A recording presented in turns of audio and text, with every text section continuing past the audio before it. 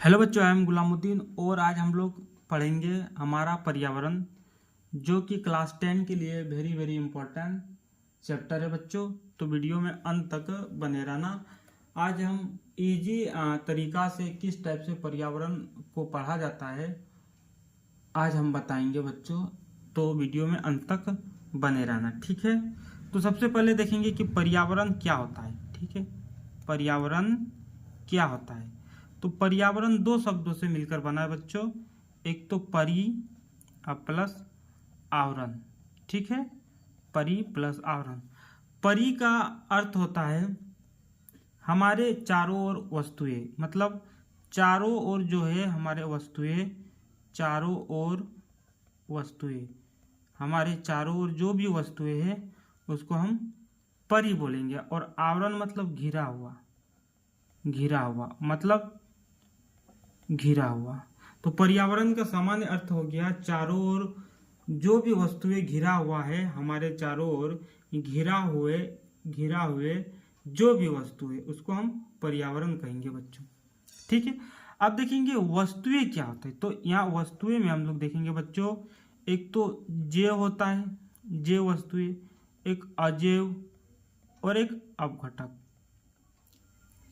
अपघटक यही होगा वस्तुएं, जैव अजैव अपघटक, यही तीनों हमारे चारों ओर घिरा है, ठीक है बच्चों। इसी को पर्यावरण कहा जाता है, इसी को पर्यावरण कहा जाता है, ठीक है। अपघटक जैव में ही आता है, लेकिन हम इसको अलग से लिखने का कारण क्या है आगे वीडियो में पता चलेगा बच्चों, आगे वीडियो में पता चलेगा, ठीक है बच्चों।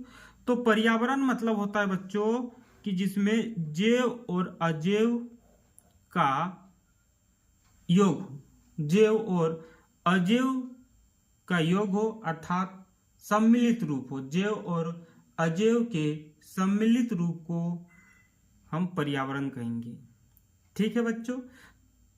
तो आज हम लोग देखें कि जैव और अजैव के सम्मिलित रूप को पर्यावरण कहते हैं, ठीक है। अब देखेंगे कि जैव क्या है और अजैव क्या है बच्चों, उसके बारे में हम लोग देखेंगे। तो जैव मतलब जो सजीव होता है, जैव बोले तो जो सजीव होता है, और अजैव जो निर्जीव होता है, निर्जीव होता है, ठीक है। जैसे कि मानव हो गया, पेड़ पौधा, जीव जंतु, ठीक है। जीव जंतु, पेड़ पौधा, निर्जीव में पत्थर, कलम जिसमें हम लिख रहे हैं कलम, इस टाइप का चीज जो श्वसन उत्सर्जन नहीं करता है, खाना नहीं खाता है, इस टाइप की चीज को निर्जीव कहा जाता है बच्चों। तो ध्यान देना है। और सजीव में पोषण करता है, श्वसन करता है, उत्सर्जन करता है, इस टाइप का चीज करता है, तो ये ध्यान देने की बात है, ठीक है। अब जब हम और अपघटक में क्या होगा, कवक। अपघटक का क्या काम होता है कि बड़े बड़े जटिल पदार्थ को सरल पदार्थ में बदल देना, जटिल पदार्थ को सरल पदार्थ में बदल देना, ये काम होता है बच्चों, ठीक है। सरल पदार्थ में बदल देता है, मतलब यह सफाई का काम करता है, ठीक है। यह साफ सफाई का काम करता है कवक या अपघटक। अब देखेंगे जब जैव और अजैव, यहाँ हम लोग समझेंगे बच्चों कि जैव और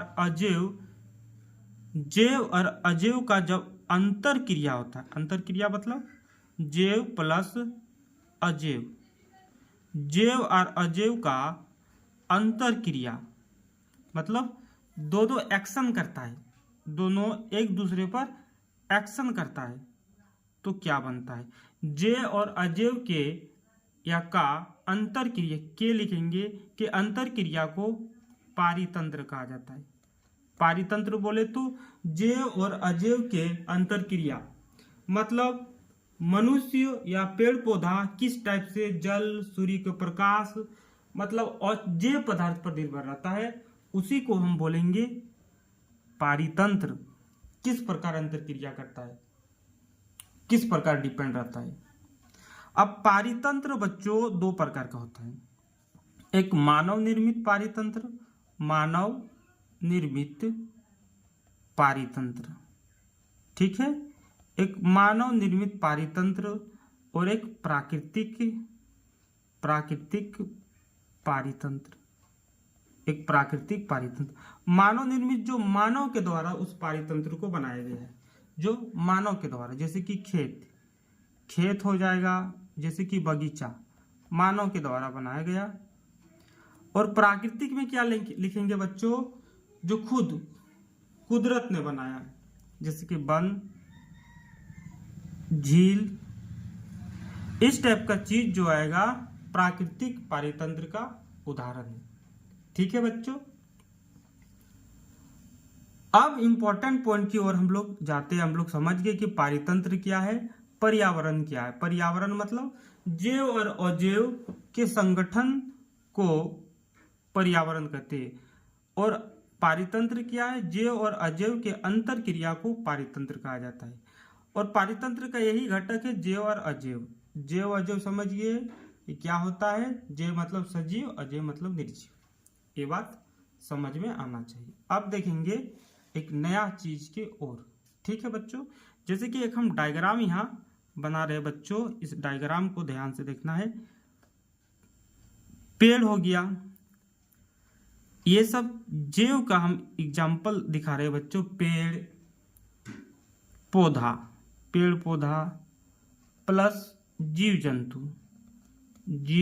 जंतु प्लस अपघटक, अपघटक। ठीक है, अपघटक, पेड़ पौधा, जीव जंतु और अपघटक, ये जैव का उदाहरण है। ये जैव का उदाहरण है बच्चों, ये जैव का उदाहरण है। ठीक है, पेड़ पौधा जो स्वयं अपना भोजन बनाता है उसको उत्पाद कहा जाता है, ये ध्यान देने की बात है। ठीक है, और जो जीव जंतु होगा बच्चों, वह या तो पेड़ पौधा पर निर्भर रहता है या तो किसी अन्य जीव जंतु पर निर्भर रहता है, जिसको उपभोक्ता बोला जाता है बच्चों, उपभोक्ता। ये बात ध्यान में रखना चाहिए। और अपघटक बोले तो कवक, यहाँ लिखेंगे कवक। ये सभी का सभी जैव पदार्थ में आता है। अब हम देखेंगे उपभोक्ता क्या होता है। उत्पादक तो समझ गए कि पेड़ पौधा, बट उपभोक्ता के बारे में हम लोग समझेंगे बच्चों, उपभोक्ता के बारे में। ये रहा उपभोक्ता के बारे में। तो उपभोक्ता को हम 3 श्रेणियों में बांट दिए। कितना श्रेणी में, 3 श्रेणी में। एक लिखेंगे शाकाहारी, कौन सा हारी, शाकाहारी। दूसरा लिखेंगे मांसाहारी और तीसरा लिखेंगे सर्वाहारी। ठीक है बच्चों, सर्वाहारी। अब देखेंगे शाकाहारी क्या है, मांसाहारी क्या है और सर्वाहारी क्या है। शाकाहारी मतलब जो साग सब्जी खाता है, कौन सा, साग सब्जी जो खाता है। उदाहरण से समझ, जैसे कि गाय बच्चों, खरगोश, इस टाइप का चीज को शाकाहारी हम बोलेंगे। मांसाहारी जो मांस खाता है, मर जाएगा लेकिन यह साग नहीं खाएगा, साग सब्जी नहीं खाएगा। ठीक है, जैसे कि बाघ, शेर, ये सब मर जाएगा लेकिन वह साग सब्जी नहीं खाएगा, उसको मांसाहारी बोला जाता है बच्चों। ठीक है, उसके बाद सर्वाहारी मतलब दोनों खाता है, साग सब्जी और मांस दोनों खाता है। ये साग भी खाएगा और मांस भी खाएगा, उसको सर्वाहारी। जैसे कि मानव, हम लोग बहुत चतुर है, दोनों चीज खाते हैं। हम लोग बहुत चतुर है बच्चों, इसलिए हम लोग दोनों चीज खाते हैं। ठीक है, हम लोग मांसाहारी भी है और शाकाहारी, उसी को बोला गया है सर्वाहारी। कर दो। उसके बाद अगले टॉपिक में हम लोग देखेंगे आहार श्रृंखला क्या है। आहार श्रृंखला में पोषी स्तर, प्रथम उपभोक्ता, दूसरा उपभोक्ता, तीसरा उपभोक्ता, और ऊर्जा के नियम के बारे में बच्चों हम लोग पढ़ेंगे। यह वीडियो बहुत लंबा हो रहा है, इसीलिए आज के लिए थैंक्स, और वीडियो को यहीं समाप्त कर रहा हूं। तो चैनल को सब्सक्राइब कर लेना है। और मेरा नेक्स्ट टॉपिक रहेगा आहार श्रृंखला, जो कि वेरी वेरी इंपॉर्टेंट है। Thank you watching my video.